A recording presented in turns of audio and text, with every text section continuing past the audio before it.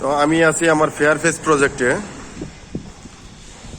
তো fair face project মূলত এটা ফেয়ার ফেস আমরা ওই বিল্ডিংকেই বলে থাকি যেটাতে ওয়ালগুলো ইটের গাঁথনি হবে না, আরসিসি ওয়াল হয়। তো আপনারা এই ওয়ালটি দেখতে পারতেছেন, এখানে ঢালাই হয়েছে, একদম ছাদ হয়ে গেছে এই ফ্লোরটি। আমি আছি 6 তলাতে।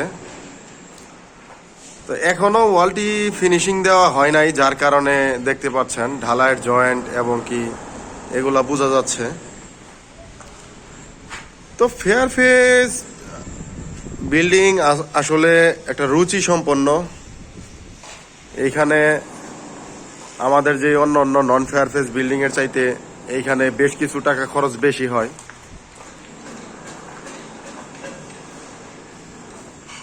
এবং কি দেখারও কিছু সৌন্দর্য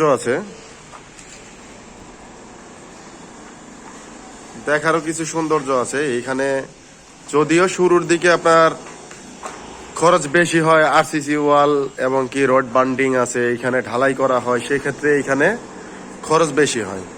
তবে একটা দিকে বিবেচনা করলে সেই ক্ষেত্রে এখানে খরচ কম হয়।